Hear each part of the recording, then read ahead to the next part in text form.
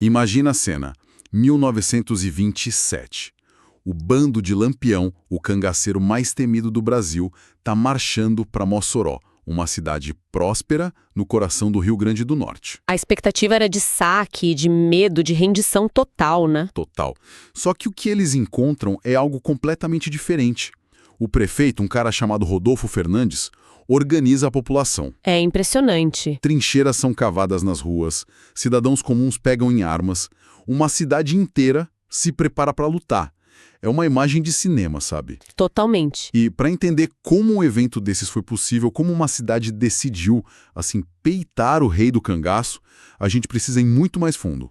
Nossa análise hoje vai mergulhar num material de estudo bem denso que ajuda a gente a decifrar o DNA do Rio Grande do Norte, conectando a formação do território, a economia e a sua gente. Antes, porque elas propõem uma lente específica para entender essa história toda. E qual seria essa lente? Em vez de só seguir uma linha do tempo, elas sugerem que a gente olhe para 3 pilares que sustentam tudo: terra, guerra e tributo. Terra, guerra e tributo. Parece simples, mas vamos ver como a combinação desses 3 elementos criou uma sociedade com uma capacidade de reação muito particular, que explode de forma visível nesse episódio de Mossoró, mas que na verdade já vinha sendo construída há séculos. Certo. Vamos desvendar isso então. Começando pelo primeiro pilar, a terra. Eu sempre ouvi falar do sistema de sesmarias na época do Brasil Colônia, mas, para ser sincero, nunca entendi direito como funcionava. Era tipo comprar um terreno da coroa portuguesa? Ah, essa é uma confusão super comum, mas a chave é outra. O material destaca que o rei de Portugal não vendia a terra, ele concedia o usufruto, sabe? O direito de usar. Usufruto. Isso, em troca, o sesmeiro, que era quem recebia a terra, tinha obrigações: povoar a área, torná-la produtiva e, o mais importante, pagar impostos. Se ele não cumprisse essas regras, em teoria, a coroa podia tomar a terra de volta. Ah, então não era uma posse definitiva, era mais uma concessão. Condicionada. E quem é que conseguia receber essas concessões gigantescas de terra? Imagino que não era qualquer pessoa que chegava no porto. Exatamente. E aí está o ponto que a fonte bate muito na tecla. Na prática, isso não virou nenhuma reforma agrária para distribuir a terra. Foi contrário. Foi o oposto, né? Quem recebia as sesmarias era a elite colonial, altos funcionários da administração, figuras religiosas importantes e principalmente militares de alta patente. Entendi. O resultado foi a formação de latifúndios imensos desde o comecinho da colonização. A terra já nasceu concentrada como sinônimo de poder e prestígio para um grupo muito pequeno. Ok. Então a terra era o prêmio, mas no papel não valia nada se você não conseguisse segurá-la. Certo. Imagino que defender esses latifúndios gigantescos no meio do nada era um problema constante. Um problema gigantesco. Isso nos leva direto ao segundo pilar, a guerra. Sem dúvida. E o que é fascinante aqui é que a fonte argumenta que a colonização do Rio Grande do Norte não foi um movimento espontâneo de gente buscando enriquecer. Foi, na sua essência, uma operação militar, uma estratégia de defesa do Império Português. Defesa contra quem? Havia 2 grandes problemas na região. Primeiro, os corsários franceses que viviam contrabandeando pau-brasil no litoral e, importante, tinham feito alianças com os povos locais. Que compreensivelmente não estavam nada felizes com a chegada dos portugueses querendo tomar suas terras. Perfeito. Então, a solução portuguesa foi militar. Em 1598, eles constroem o Forte dos Reis Magos, ali na foz do rio Potenge. Ah, o famoso forte. Esse forte é o marco zero da ocupação efetiva do Estado. O material é muito claro nisso. A cidade de Natal nasce à sombra do forte. Ela é, literalmente, um produto da necessidade de guerra e defesa. É impressionante pensar que essa mentalidade de posto avançado, de território a ser defendido, está na origem de tudo. Essa ideia de uma cidade-fortaleza é muito forte. É interessante pensar que essa mentalidade de autodefesa vai reaparecer séculos depois de uma forma bem diferente, justamente lá em Mossoró contra Lampião. Exato, a semente já estava plantada. Mas antes de chegar lá, vamos fechar a tríade. Como se pagava por tudo isso? Uma fortaleza, soldados, administração. Essa conta devia ser alta. Altíssima. E aí entra o terceiro pilar. o tributo. A máquina colonial precisava se financiar. E as fontes que a gente está usando fazem uma distinção muito importante para evitar confusão. Muita gente pensa logo no quinto, aquele imposto de 20% sobre o ouro. Sim, o famoso quinto dos infernos que a gente aprende na escola por causa da Inconfidência Mineira. Mas no Rio Grande do Norte não tinha tanto ouro assim? Ou tinha? Praticamente nada de relevância econômica. Por isso, o tributo que realmente importava no RN era outro: a dízima. Dízima? 10%, imagino? Exato, 10%. Cobrado sobre praticamente toda a produção, principalmente agrícola e pecuária, e também sobre o comércio. Era o dinheiro da dízima que pagava os salários dos funcionários, a manutenção do forte e as despesas das constantes batalhas contra indígenas e invasores. Entendi. A fonte ainda menciona um outro termo, a derrama, que era aquela cobrança forçada de impostos atrasados, algo bem típico de Minas Gerais. No RN, o que sustentava a engrenagem era a dízima financiando a guerra pela terra. Terra, guerra e tributo. A base está montada, é uma estrutura bem amarrada. Mas a economia que cresceu em cima disso não ficou parada, né? O Estado foi se transformando.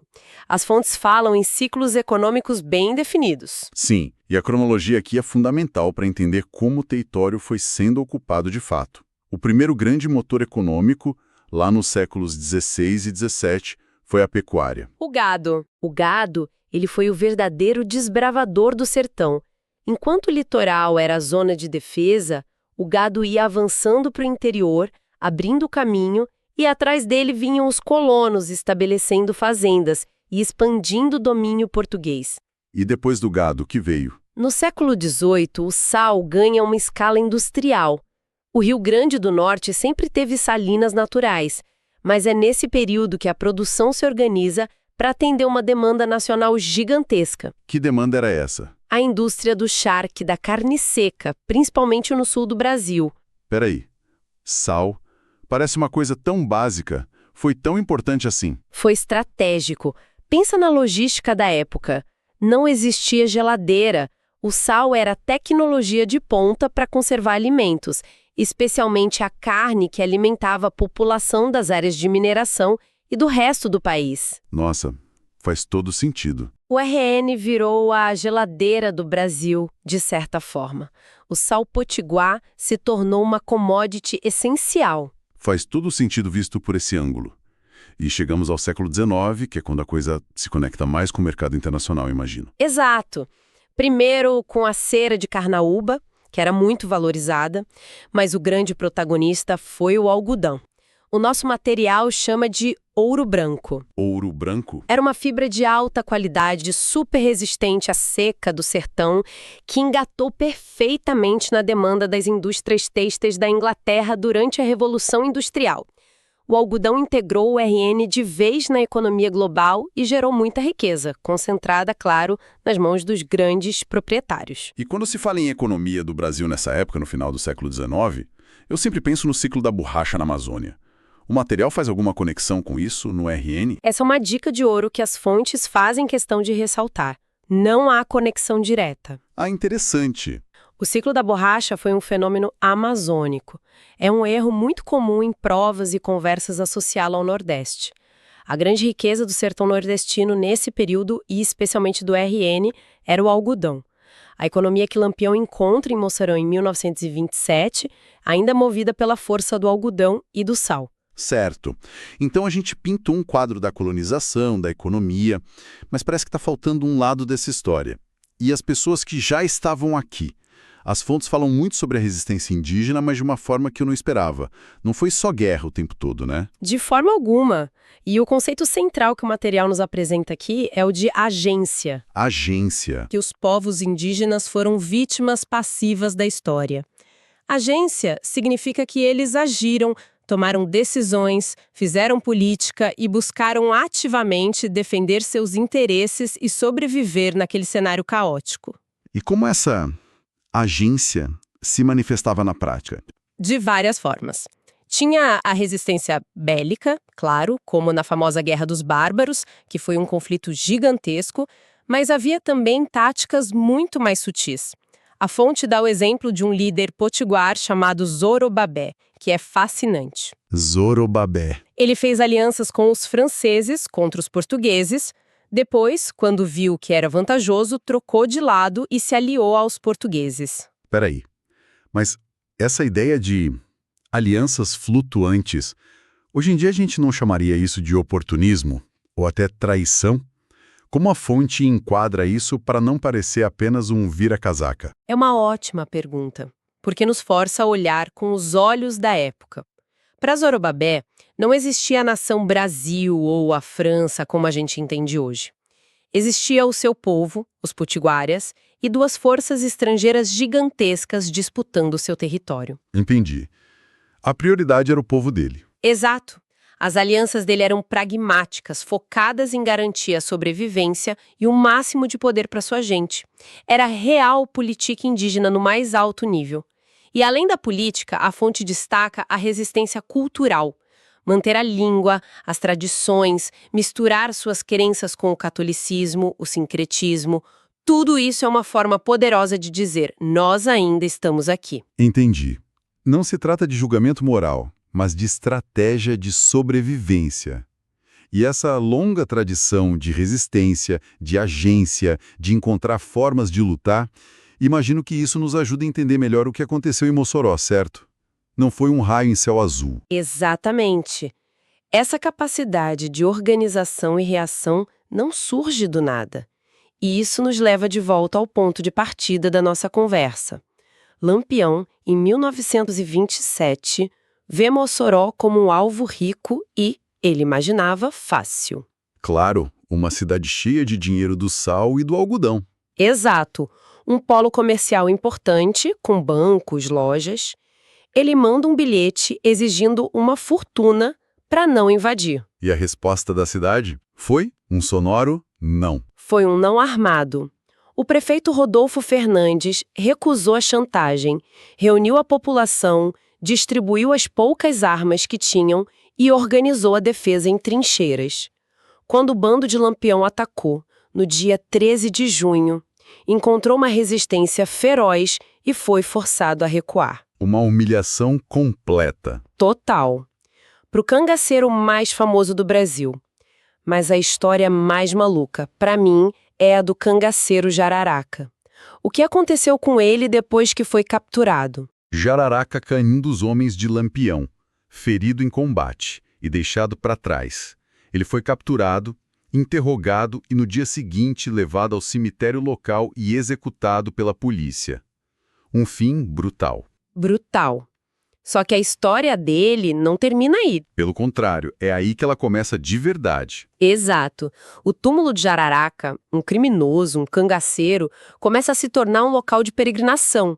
As pessoas começam a atribuir milagres a ele, a fazer promessas, a acender velas. Ele vira um santo popular. É uma coisa muito louca. O que é fascinante nesse fenômeno e que as fontes exploram é como a religiosidade do sertão funciona. Ela ignora completamente a biografia do indivíduo, os crimes dele, e foca apenas no seu suposto poder milagroso pós-morte. É impressionante pensar nisso. É quase como se a comunidade estivesse criando seus próprios heróis ou anti-heróis porque os oficiais não serviam.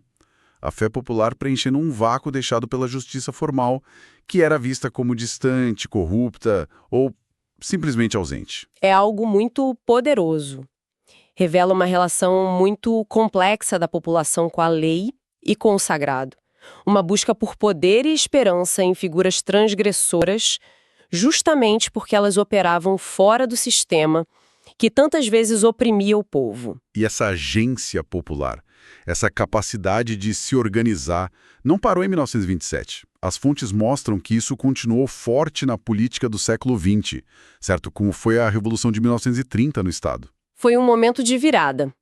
A Revolução, que levou Getúlio Vargas ao poder no Brasil, também derrubou a oligarquia que mandava no Rio Grande do Norte há décadas, liderada pelo governador Juvenal Lamartine. Ah, então foi uma troca de poder direta. Não exatamente. E a transição não foi simples.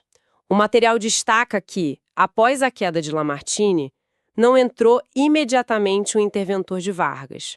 Houve um período de incerteza, com uma junta governativa provisória. o que mostra as disputas de poder que se abriram ali. Mas o que mais me chamou a atenção no material foi a história dos trabalhadores do sal. A gente tende a pensar que o movimento operário e o sindicalismo no Brasil começa para valer com Vargas e a CLT. Mas a história no RN é bem diferente. Muito diferente, e esse é um ponto crucial. A tese da fonte é que a classe trabalhadora das salinas em cidades como Macau e Mossoró já era extremamente organizada e combativa bem antes da era Vargas. Sério? Como assim? No início do século XX, eles já faziam greves, publicavam jornais operários, tinham uma consciência de classe muito forte e lutavam por melhores condições de trabalho de forma autônoma. Então o que Vargas fez não foi criar esse movimento do zero. De jeito nenhum. O que o governo Vargas fez com sua legislação trabalhista foi enquadrar, cooptar esses sindicatos que já existiam e eram independentes, trazendo-os para a estrutura do Estado. Entendi. Ele não criou, ele controlou. Exatamente. Ele não criou a luta operária salineira, ele a controlou. A agência, a capacidade de organização já estava lá, pulsando forte. Então, quando a gente junta todas as peças que o material nos deu, a imagem que se forma é muito clara. A história do Rio Grande do Norte nasce de uma necessidade de defesa sobre uma terra concentrada nas mãos de poucos. Daí surgem ciclos econômicos que enriquecem o Estado, mas sempre mantendo essa estrutura. Uhum. E, costurando tudo isso, uma linha contínua de resistência e agência dos indígenas, do povo de Mossoró, dos operários do sal. Exato. Então, o grande insight que as fontes nos dão é este. A resistência de Mossoró não surgiu do nada. Ela foi o resultado de 300 anos de uma sociedade forjada na autodefesa. Quando você tem uma elite que só consegue manter a terra pela força, a guerra, e uma população que vive sob essa pressão e aprende a se organizar por conta própria, a capacidade de lutar não é uma surpresa. É uma consequência histórica. É uma consequência histórica. E essa história do RN parece refletir, em menor escala, uma tensão que marca o Brasil inteiro. Esse conflito permanente entre o poder concentrado das elites e as formas diversas e criativas de resistência popular. Perfeitamente. A resistência de Mossoró é um exemplo poderoso de agência coletiva de uma comunidade que decide tomar seu destino nas mãos. Da mesma forma que as alianças políticas de Zorobabé foram um ato de agência em seu contexto e as greves dos salineiros foram em outro. São faces diferentes da mesma busca por autonomia e dignidade. E para fechar, vamos voltar à figura mais complexa e talvez a mais reveladora dessa história. Jararaca, o cangaceiro que se virou santo. O fato de uma comunidade transformar um criminoso num símbolo de fé, ignorando seus atos, nos deixa com uma pergunta para pensar. Em contextos de grande dificuldade, de uma justiça oficial que é distante ou desacreditada, o que leva as pessoas a buscarem poder e esperança em figuras transgressoras? O que isso revela sobre a relação profunda e às vezes contraditória entre a fé do povo e as instituições formais de poder?